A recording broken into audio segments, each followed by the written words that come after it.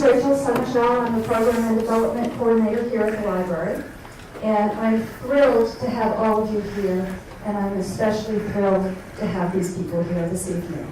So I'd like to welcome you, the author Bill Matson and his wife May, and Crazy Horse descendant Floyd Clown Sr. and his grandson Phenix.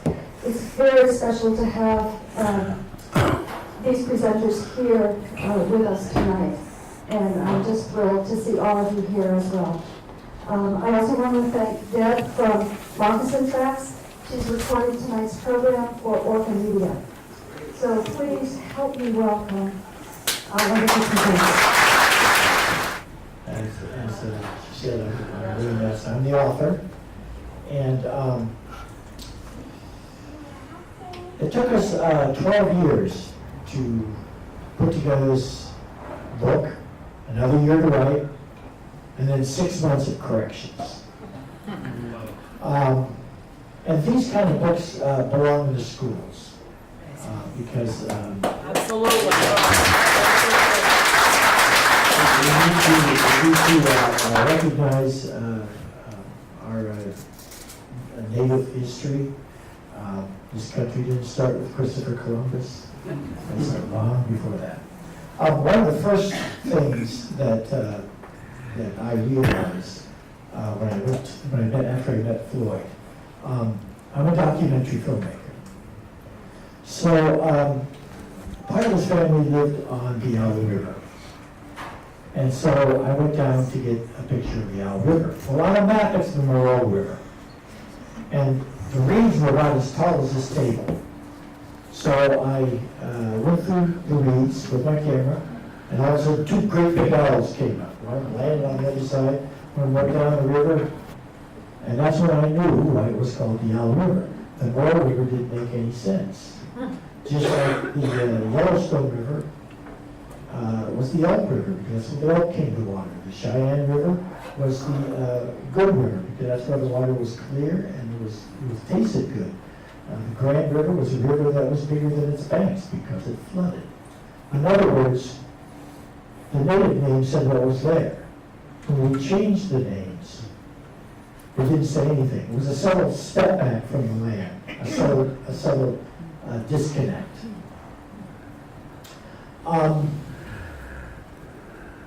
My journey started before I was born. My dad was in the 7th Cavalry during World War II. And the drill sergeant used to ask, who won the Battle of Little Bighorn? He said the natives did. That was the wrong answer. He was punished for it. I heard this a lot as a kid. And he always wanted to right that wrong. And all his life he'd talk about this, he wanted to write it.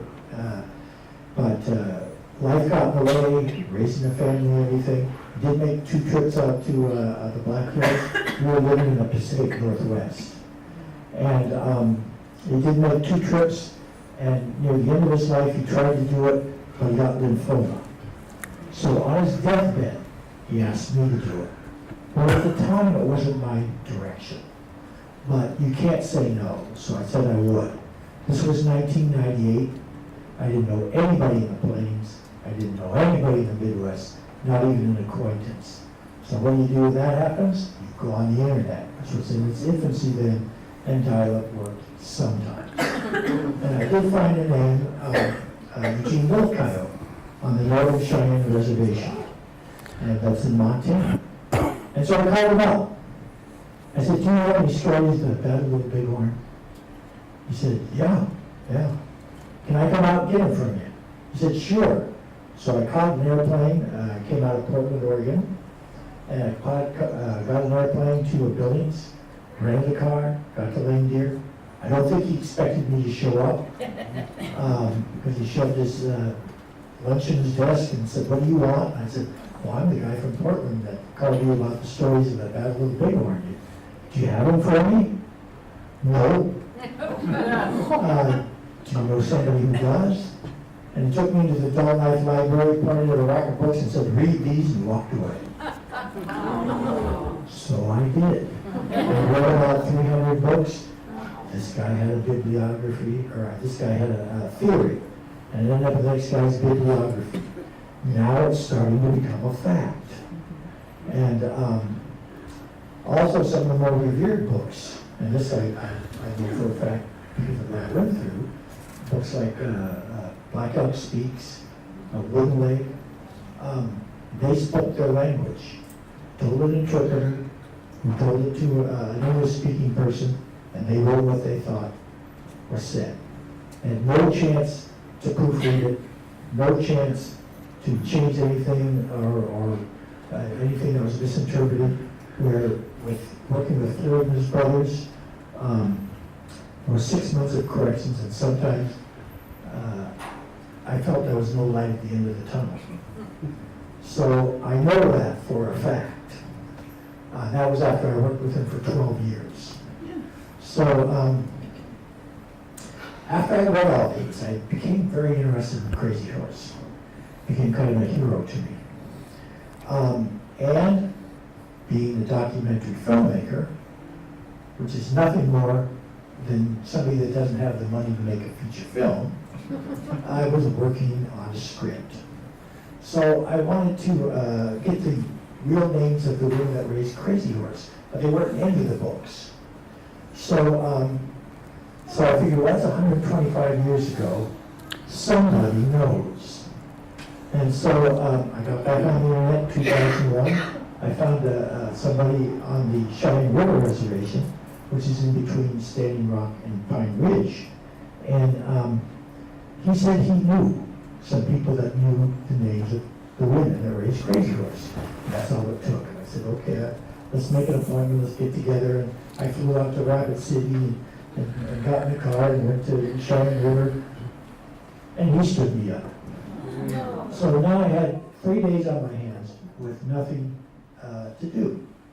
So I thought, well, I've just been studying the history of the Lakota and Crazy Horse, not the cultural and spiritual. And there was a place called Bear Butte. And so I decided, well, I'm going to go out there and see what's out there. I figured all the spirituality would be at the top. Well, halfway up, my dad spoke to me. He'd been gone for 3 years, but he spoke to me. And he said, open your heart. And I knew what that meant. I needed to know the cultural and spiritual side of the Lakota, or else I would not be qualified to make a documentary, to write a book, to even discuss it. And so I went home. I read all the cultural books and all the spiritual books on the Lakota. They all had the ceremonies in them. They all said the ceremonies are this way. This is the only way. There's no other way. And they were all different. And so I decided to go back out there to South Dakota. And I went to Bear Butte again. And I met the head ranger there, who's a Dakota. His name's Jim Jandro. He's still there. And I was explaining how I wanted to know the cultural and spiritual more about the Lakota, more about it. And also the names of Crazy Horse's moms, because I spent a whole year working on this script, and I really put everything I had into it. I mean, this was for my dad. It was his dying wish. And so, I really worked at it, and I agonized over every sentence and word, and so he said, yeah, I got something for you. He went back to his office and brought out Floyd's younger brother, Doug Warrigal's number. So I called him, and he said, yeah, we've been waiting for your call. We knew you were coming from the West. Now, I didn't tell him I was coming from the West, but it was the invitation, so I went out there. Had my script in my hand. I handed it to Floyd. He read 3 words on it, threw it on the table, and said, this is garbage. And I pretended like I wasn't hurt. And I had on there, the Crazy Horse was Nicola, and he wasn't. He was in Nicosia, but there were many other problems with it. So he said, we'll tell you the true story if you have a good heart. So I was wondering, how am I going to show that? I only got a few hours here. And he said, we'll take you to the sweat lodge. I thought, oh, good. I read about that. So I went outside and Floyd started up the fire, and I saw people bringing wood. So I thought, well, I'll join in. I brought some wood. And I was running with the wood, and then I was sprinting with the wood. And pretty soon they all started standing back and watching me. And I remember their uncle saying, "This guy kind of scares me." Because I was over the top with enthusiasm. Went in there, went in the sweat lodge. It was a great experience. I really, really liked it. Those of you who have been in the sweat lodge, you know what I'm talking about. Those who haven't, I would highly recommend it. Afterwards, I was listening to see how my heart had done. And the silence was deafening. And so we went inside and we were eating. And I have to say, you know, I wish I knew your language. I would have sang with you because I felt that good. And that same uncle, now he hadn't gone in the sweat lodge. He just brought in the hot rocks on the pitchfork and up and closed the doors. But he'd never gone in. He said, you know, they don't let me in there because I sing Merle Haggard. So at that point, I realized that I had been accepted with that statement. It crushed the edge that I felt I was walking on. And for the next 12 years, we went out to all the oral history sites. They have a landmark or a reference point. I took my camera and took pictures of them for the relatives that couldn't be there, couldn't make it out there, and also to put them into a documentary, which is 6 hours. It's a 4-part documentary, so that's an all-day project. What I learned during this time is they knew their genealogy better than anybody I'd ever met. And it made me feel like I needed to know mine better. Our book is in Norwegian and German. And so we got called to Norway by the publisher to come over. And I was able to find my Norwegian roots. And in Sweden, I found a family that my parents and grandparents didn't even know. So that was kind of emotional for me. And it was in settings just like this. So I had a hard time getting through that. I wasn't always supposed to write this book. There was another gentleman that was supposed to write it, but he got called to Afghanistan, so they offered it to me. I was honored, and I accepted it. It's in the first person,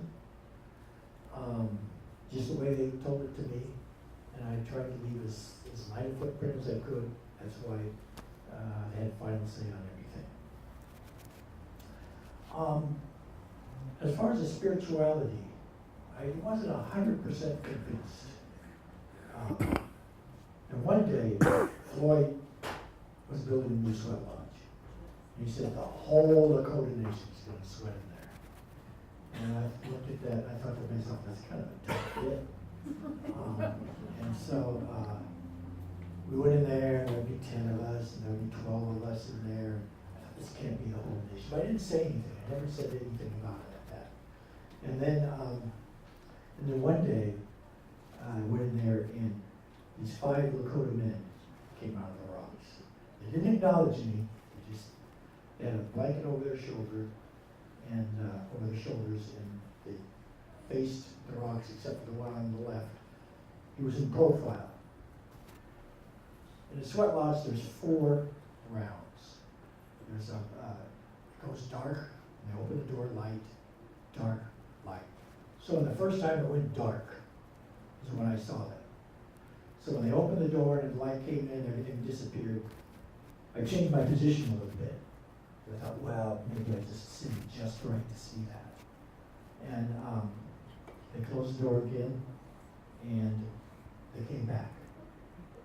So they came back the second round, the third round, the fourth round. So by this time, I was very excited. The ceremony was going on. I didn't say anything, but inside, I was just bubbling all over. And afterwards, I came up to Floyd, and I said, Floyd, I know what you're talking about. This was after the stroke was over. I know what you're talking about. I understand how the whole nation can be in there. I understand now. He said, yeah, we know what you saw because you doubted us. So they showed themselves. And so I always remember that.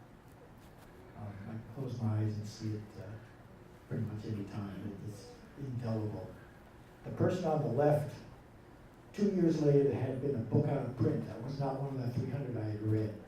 It was a book called Custer's Conquer by William Bordeaux, and there was a drawing, and the drawing was of Oglula, Old Man Crazy Horse. So that's the person that was on the left. As soon as I saw it, I knew that was the person. This journey, the last 20 years, I couldn't think of a better journey to have been on for the last 20 years. When my dad asked me to do this, I started out thinking it was an obligation, but now I realize it was a gift. So, so with that, I'd like to hand it over to Floyd Clown Sr., grandson of Crazy Horse and administrator of the Crazy Horse estate. Thank you. Thank you for coming this evening. When we were told to do this, 2001, but for our family, it started in 1990, when this Hornell Brewing Company that made the Crazy Horse malt liquor, this is what the Crazy Horse estate took to federal court in 1990. But before it went to court, my father, who's in front of the book, Edward Clown, he was the pipe keeper for the Crazy Horse family. So the work that he did on this court case to where we won this case, 2001, the work that he done on this case, which wanted, but he never got to see this go to federal court because he was left for the other side in 1987. So 3 years later, this went to federal court in 1990 with the Hornell Brewing Company. 2001, in this federal court case, the federal judge awarded it back to the family, the name, everything pertaining to my grandfather's name. And this is when, 2001 was when we were told it was time for truth now. No more assumptions. So, grandson, tell him who you are. So, I stood up for my father in this court case, and the federal judge said, before this court case is done, we must determine the blood heirs of the Crazy Horse estate. So, 2001 in this court case, we showed a blood tree on the paternal side of our family, Crazy Horse's family, where we showed where my dad was and where I was. And because that's how the government looks at us on the paternal side of our families, the male side, this is what we showed in federal court. Because we knew that the acting administrator at that time, 2001, we knew he wasn't from our family. And federal law says that if you're going to be an administrator of an estate, you have to be blood from that estate. That's federal law. So when we showed this blood tree in this federal court case, at that time, nobody in this world had ever seen the blood tree of my grandfather, paternal. So when this acting administrator looked at this blood tree and that he wasn't on there, he said, I'm on the maternal side, the mother side. So we showed the maternal side of the blood tree of my grandfather, Crazy Horse. And when he looked at this, he seen that he wasn't on there either. So since 2001 to now, we're still waiting for, at that time, 2001, the federal judge appointed 3 administrators. So I was appointed administrator for Cheyenne River Agency or Reservation. That's where the blood family's from. So I was appointed as administrator for my blood family from Cheyenne River. And at that time, they recognized Pine Ridge administrator and Rosebud administrator. So 2001, the federal judge said, when he seen these blood trees, Pine Ridge, Rosebud administrators, you need to make a blood tree like what Cheyenne River did. And this is what we've been waiting on since 2001 to now, waiting for their proof of their blood identity to our family. And when 2001, when we were told to do stand up for my grandfather, under the federal law, what they recognize as a legal blood tree, you have to use 6 documents. And the first document is a probate, which is a death certificate. And in our research, we found that they didn't keep probates of our people till 1904 and 5 is when they start keeping probates of our people, which is a death certificate. And before these probates, when we were put on these federal agencies, because the federal government, when they made these federal agencies, they made them by blood families. So they recognize enrollment and allotment of these federal agencies as proof of your identity by blood. And then before these federal agencies, they recognize census, ration listing, and church records as legal documents proving your identity under the federal law. So 2001, this is what we used, these 6 documents, to make the blood tree for my grandfather, Crazy Horse, paternal and maternal. So this is what, at that time, Pine Ridge and Rosebud administrators, you need to make a legal blood tree.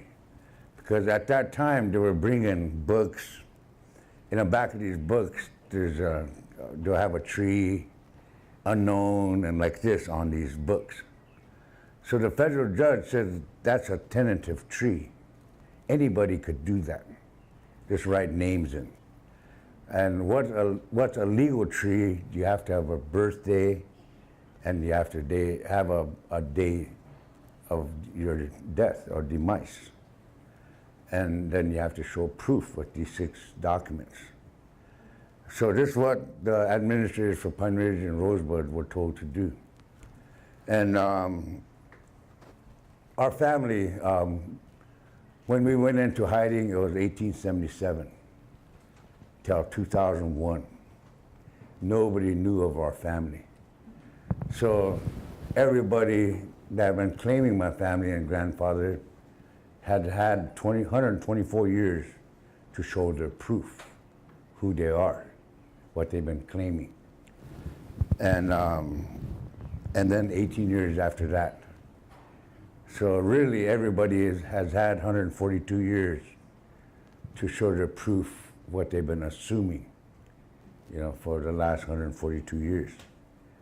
And so when we were told to do this 2001, when my grandfather said it's time for truth, no more assumptions. My grandfather just said assumption is when you make something up, a story or anything, and then after a while, when you tell it for so long, after a while you think it's true when it's not the truth. That's an assumption. So 2001, when we showed this blood tree in this federal court case, there was 3,000 blood family on the paternal and maternal side of my grandfather, Crazy Horse. So as administrator, this is who I represent, 3,000 blood family that I speak for. And 2001, when we were told to stand up and tell our identity, who we are, my grandfathers, they said they're gonna send us help from the 4 directions. And this is where Bill came from, the west direction. He came from Portland, Oregon. And the one that was supposed to write the book for us, he came from North Carolina. His name was Kevin Dida. But when we were getting, because 2001, when we showed this blood tree to the blood family of 3,000, a lot of them didn't know they were of the family because their parents, grandparents never told them their true identity, who they were, because we were in hiding. And it's better if they don't know, they're not going to say nothing. And like that, so they kept it from them. So 2001, when we showed this blood tree to the blood family, this is where the blood family appointed me and my 2 younger brothers as administrators to represent the blood family. So my younger brother, Doug War Eagle, and our youngest brother, Don Red Thunder, those are my younger brothers that are administrators for the Crazy Horse family and myself. But in this federal court, I'm the administrator representing the Crazy Horse family in this federal court. But when we showed this tree to the Blood family and seeing that a lot of the family didn't know who they were until they seen this blood tree, that they're a grandson or a granddaughter or maternal side, cousin or like this. They were of the family. So this is when we decided to make a book for our children and grandchildren. Why it took us 12 years to verify our family's oral history. And the stories that we were told always had a landmark or a point of reference when that event happened. So this is what we were doing for 12 years, verifying our oral history. Because when the Lakota families hand down their oral histories, it was with truth. When you hear a story of the family, you have to tell it exactly how you heard it. You can't add on or you can't take away from that story. You have to tell it with truth. So this is what we were verifying. And whenever we found a landmark or a point of reference when that event happened or like this, sometimes we'll pinpoint exactly where the family was camped at that time. But whenever we found out that it was a truth, that's when we put it in the book. Because this is being done for our children and grandchildren. Because we wanted them to know their identity of their grandfathers and grandmothers, where their blood came from. So this is why it took us 12 years to put together. But when we were getting ready to get this published, when we were getting done with this book, our grandfather said, share it with the world. This is where they said, they used their grandfather's name around this world, so share it with the world.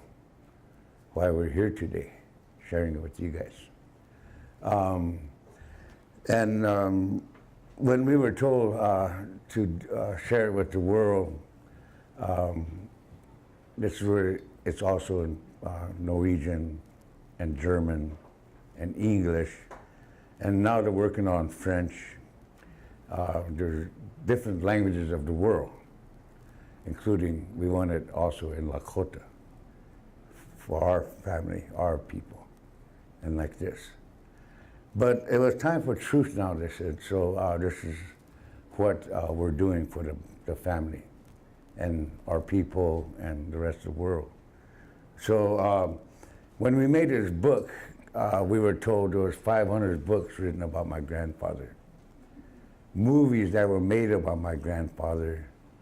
When we finished this book and had it published, all books written about my grandfather are now all assumptions. They're non-truths, they're fiction. So when you're looking back at this book, you're not going to find no references in the back of this book where we got these stories from. Because any book you look in the back and see references, they'll say we got this story from this book or author of this, like this, when they put a book together. This one doesn't have that. What we show back there is how we showed our proof of our identity in this federal court using these 6 documents. But when we had it published, the publisher made it real small back there. They call it postage stamps, where you almost need a thick magnifying glass to look at it. So on the first page of the appendix, on the bottom of the page, we put a link in there that you could go to, click onto that link. You could blow up all these documents as big as you want to see them. If you can't see, you could even blow them up as big as a movie theater screen. Because us, the family, we have nothing to hide, because we were told to do this with truth. So this is when we completed this book as truth, you know, anything written about my grandfather. If you read any books about my grandfather, all I say is good practice, because that's not my grandfather you're reading about. So this is where a lot of assumptions started.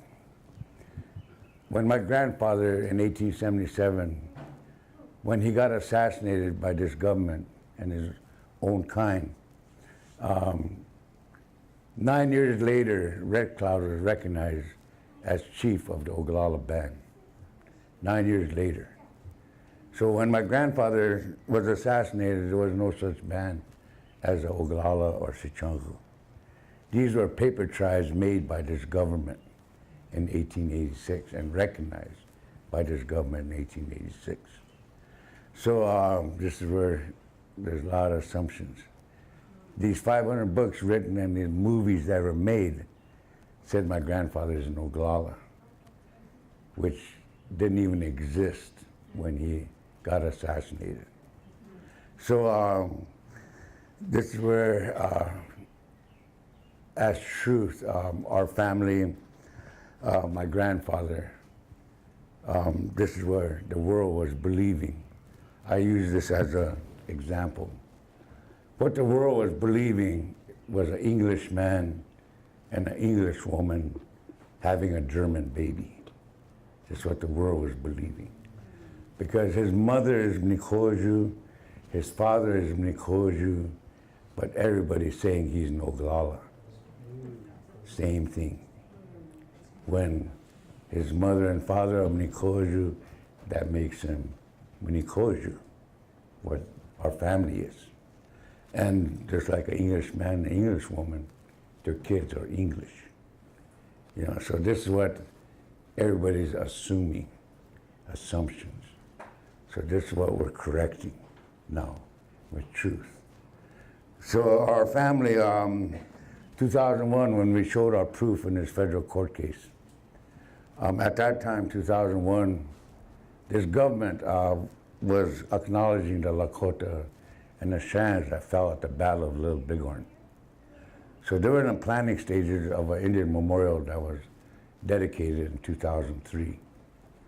So 2001, when we went to this meeting, the reservation where we come from, Shan River, was invited up there. So they asked us to go along, the Crazy Horse family. And this is where the Red Nations up there, like what they told us, everybody was Crazy Horse descendant. You know, and like this, they were claiming my family and grandfather. So in this meeting of these Red Nations, this is where, when we were told to tell our identity, I'm a grandson of Crazy Horse, my grandfather is Mnikoju. So this is the first time that these Red Nations heard this. And after that, nobody said they were a descendant, because now they know of this court case where you have to show proof now.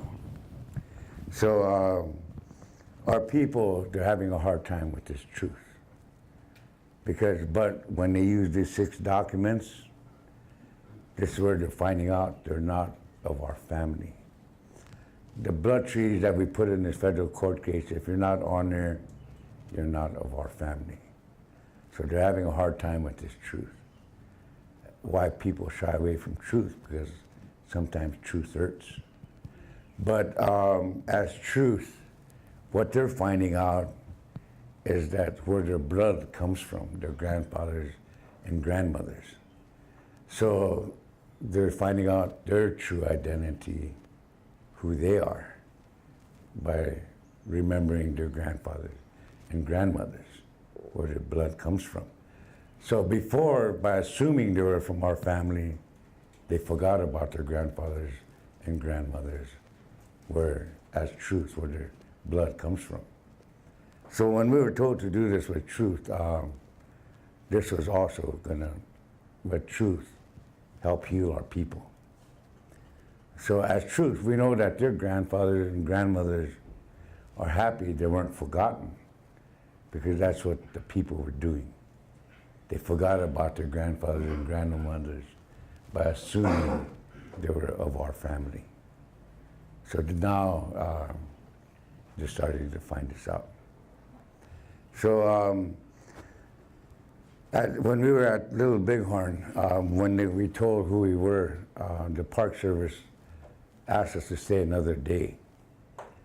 So the next day when we went to the administration building and met with the superintendent, and there were 3 former superintendents of the Little Bighorn battlefield, Park Service were also there. And this is where they asked us. They had 2 tables like this sitting the long way, and they had a map of the Little Bighorn battlefield. Their curators, their historians, and like that were all sitting with documents by the soldiers. In 1876, every soldier had a journal. In this journal, they were writing what they were seeing, what they were experiencing, and like this, in their journals. And that's what they were sitting with. So when we told how our grandfathers did this, at that time, the Park Service said there's over 1,000 books written about this battle by the Cheyenne, by the Crow, by anybody else that had been writing books about this battle. So when we told them that this camp at the battle, there was 6 miles of camp, already these 1,000 books said there was only 3 miles of camp. So they were already assuming, these books that were written when there was 6 miles of camp. And when we even told them how they were all camped. And when we told them how our grandfathers did this battle, it matched up to everything the soldiers are writing in their journals, what they were seeing. So they knew that we were telling them the truth. Because in 1877, when our family went in hiding, the story of this battle went in hiding with our family. So when we told them, and it matched to everything the soldiers wrote, the historians had 2 questions they wanted to ask us. They said in 1984, a fire came through this battlefield, and it burnt 600 of the 640 acres of this battlefield, burnt the grass off completely. And when that happened, they said, we noticed there was rocks below Last Stand Hill. So we looked at it because there were river rocks, what they were seeing. So they checked their geographic maps, and they said, according to our geographic maps, there's supposed to be no rocks in this area. So this is where we told them that this is the only battle that the Lakota told the Lakota and the Cheyennes. When you remove your relative or your family member from this battlefield, bring a rock from the river and mark where they fell. So they're called cairns. They were markers, what they were seeing. And then the other question was, in 1984, when the grass was burnt off, forensics came through this battlefield. Like a crime scene, they documented every shell casing, and like this, they found in this battlefield. So they said with the computer, because a shell casing with a firing pin mark on it is like a thumbprint. It's one of a kind. So with the computer, with these shell casings all documented, we could tell where a person shot from. That same shell casing, we'll find it over here, and like this. So with the computer, we could simulate how the Lakota and the Cheyennes are coming, shooting, like this. And then we could tell what the soldiers are doing, skirmish lines and retreating and like this, and like that. So when we could look at it like that on a computer today, the technology and like this. So, but in 1984, when the forensics came through here, they found 2 soldier skeletons. So they said, the historian said, according to our records, we're still missing 26 soldiers. So we took the superintendents and the historians down to Deep Ravine. According to our family's oral history, there's 9 buried right here. We showed them where they were buried. And they said, no, in 1984, when the forensics came through here, they scanned everything, they didn't find us. And then as the historian was looking at the paperwork, he realized that in 1984, when they scanned that area, they set that machine right on top of those 9 that were buried.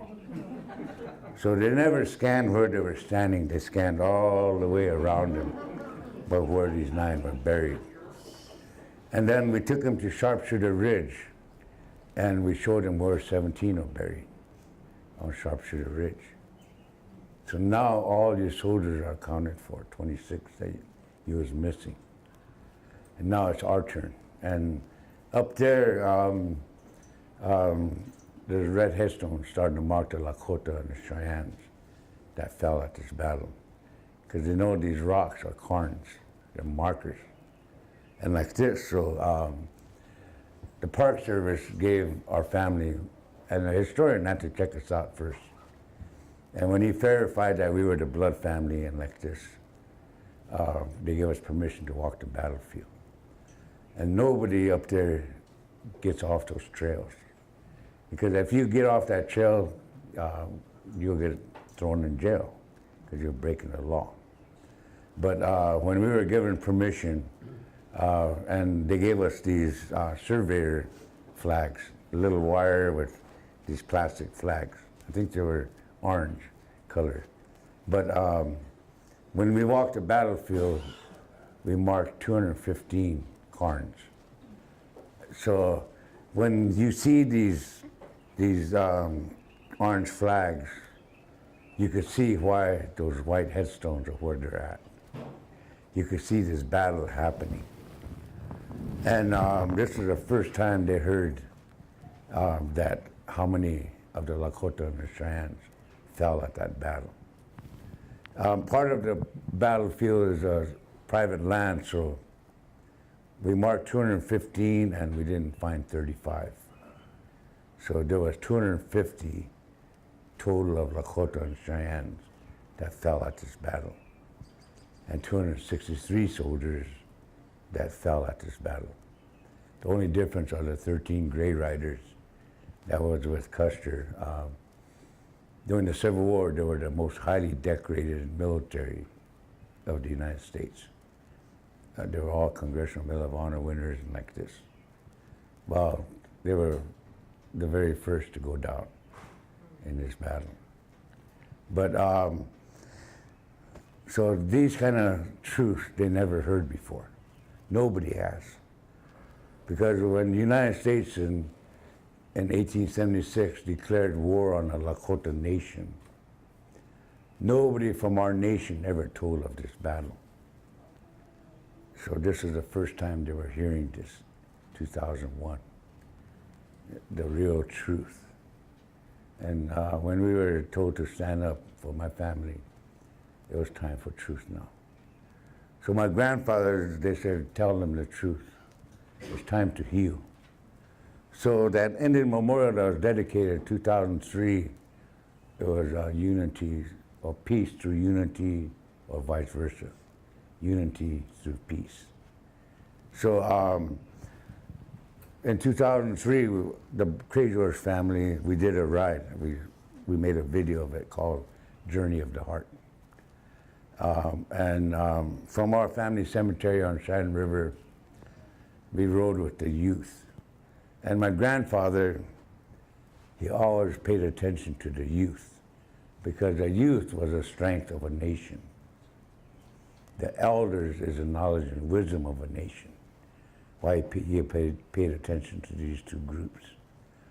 So 2003, when we did this ride with the youth from our family cemetery, we rode 360 miles to Little Bighorn battlefield.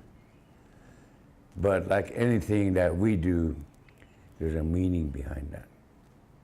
360 is the circumference of a circle. Why it was that. And we did this for 4 years, the Crazy Horse family, in honor of our Lakota and Cheyenne grandfathers that fell at this battle. But when that Indian Memorial dedication was done in 2003, June 25th, June 26th was Korzak Julkowski's wife's birthday, Ruth.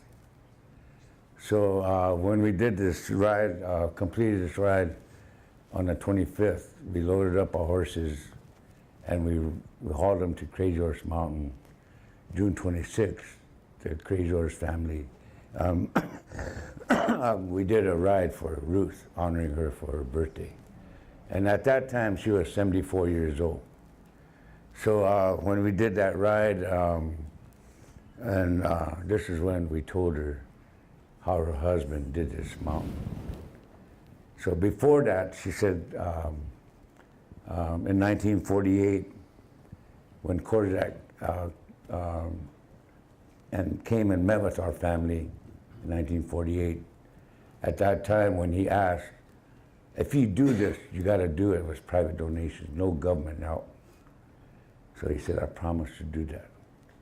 So when he made that promise, my dad's older brothers, 3 of my uncles, went up there and posed for the face of the mountain, how he'd done this sculpture. And then at that time, he was told, when you're done with this sculpture, you can't tell anybody how you did this. So he said, I promise to do that. So when he left for the other side in 1990-something, he never told anybody. He kept his promise. So 2003, when we told Ruth how that mountain came to be, she told us that in 1948, she was walking down the hall. She looked in the room and she had seen her husband doing something. And the next time she walked by and she looked in that room, he was sitting back and he was done with the sculpture. And the next time she walked by, he was burning something up in the fireplace. He never told me how he did this. I never asked him how he did that. So 2003, she just now heard the truth of how that came to be.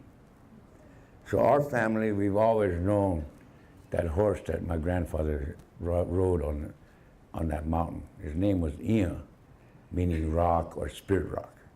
That's the name of my grandfather's horse on that mountain. But to remember a horse that he lost before Ian, named Joaquin, meaning thunder, why this sculpture is being done on Thunder Mountain in the Black Hills, to remember his horse that he lost. But only the family knew this. Now it's in the book, so everybody is starting to know this truth. Yeah, no more assumptions. But so when we honored her and her kids was standing with her and we called her Ruth, and we didn't know that up there at the mountain, even her kids call her Mrs. Z. Her parking deal has Mrs. Z. All the employees call her Mrs. Z. Her own kids call her Mrs. Z. So when we honored her, Ruth, and like this, she was all happy, giving us hugs and like this when we honored her for her birthday. So her kids are looking at their mom, you know, what's wrong with mom, you know, because she chews us out if we say Ruth. And our family, we was calling her Ruth, and she didn't get upset or anything. So we were the only family, I guess, that was privileged to call her Ruth. But that's her name, Ruth. You know, so, when our family up there at Crazy Horse Mountain, Korzak and Ruth, they have a dream, a vision. It's in a visitor center if you've ever been up there. It shows when the mountain's complete, there's a medical university that they want to build, and like this, and like that.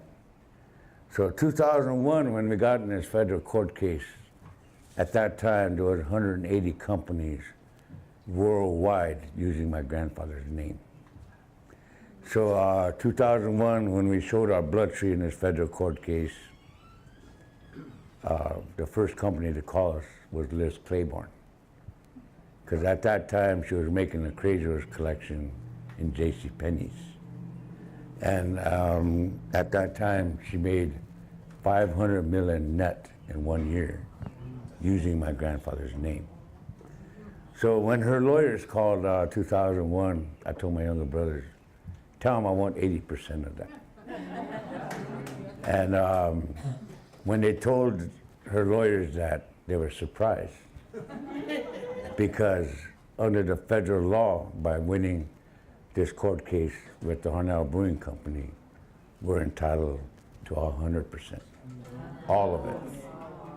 But we tell them that, tell her that we're not a greedy family. She has employees that work for her, that's their livelihood. They depend on that to live, and like this. So tell her to take care of her employees first, and whatever whatever is left, you can live comfortably off that. That was just 1 year. That's not counting from the first day she used it until she quits using it. So under this federal law, the name Crazy Horse that the people were using, when this court case is done, there's 180 companies are watching this court case.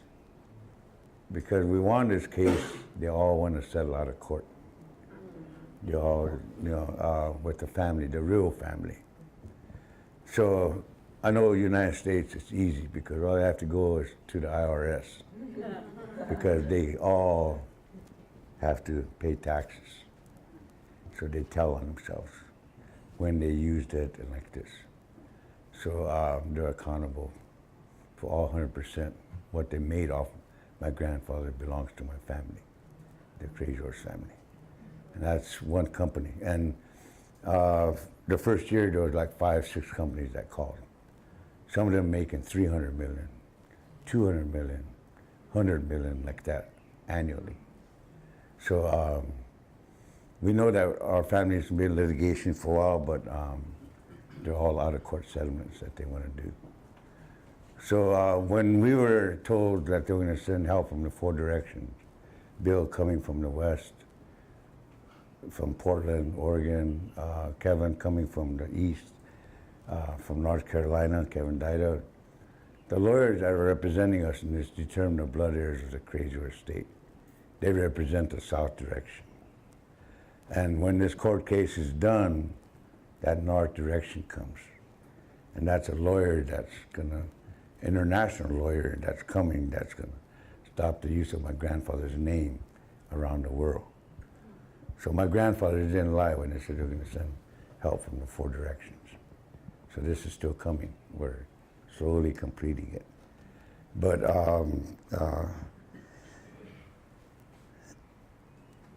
when we were told to do this, all this correcting everything, I mean, it's time for truth now and like this. And when these lawyers come and correct things and like this were as truth, because that's what we were told to do. And my grandfather, Crazy Horse, he never said you have to do it like this or like that. He showed it to you. He did it by example. And that's what the people, our nation, followed, his example. And so how he does it, this is how you do it. So today, as his family, by example, we're showing all the red nations, this is how you legally protect your grandfather's name under the federal and international laws. So we're the first family to do this for the red nations. We're setting protocol for all of them.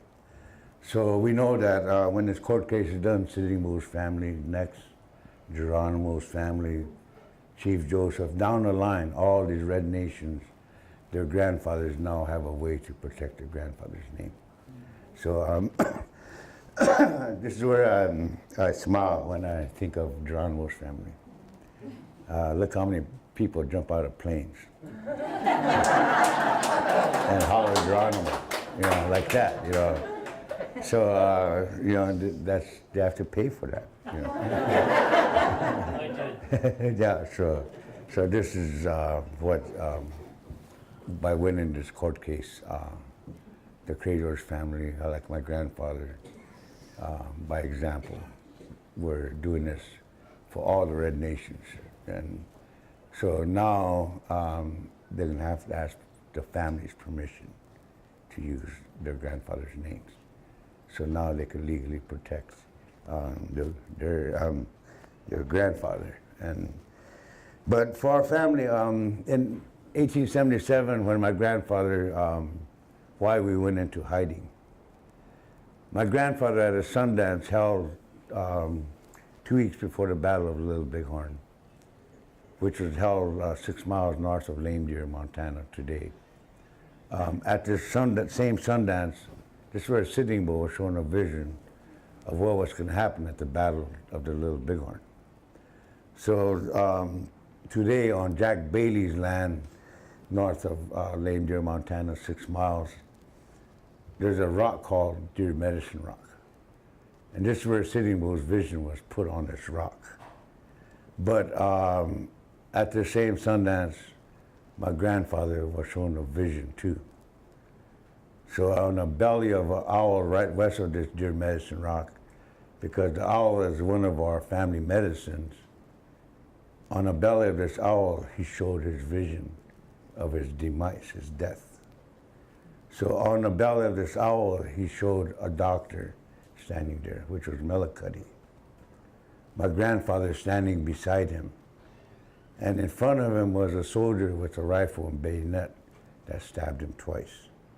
And my grandfather even had the marks where he got stabbed. But standing with this soldier was his own people, his own kind, meaning that the government and his own people were going to do this. And the short horse tracks up and down coming in, meaning that he's going to be alive coming in, but when he leaves, these horse tracks are laying down, meaning he was going to be dead when he leaves, which happened 15 months later at Fort Robinson. What happened there? He already knew this was coming. But my grandfather, because of his unconditional love for his family and people, he still preserved and protected the Black Hills. Because for our nation, the Black Hills is our ancestral burial grounds of our people. So what's going on there today is like a church today with a cemetery beside it. People are living all over that cemetery, driving all over it. That's what's going on right now. But in 1877, the reason why my grandfather went to Fort Robinson was this federal government promised him a federal agency. You know, we'll give you a federal agency if you quit fighting, because they were scared of my grandfather. But this government in 1877, if something's not under their system, or if they're scared of something, or like this government destroyed it. So when my grandfather got assassinated, because our family knew that was an assassination,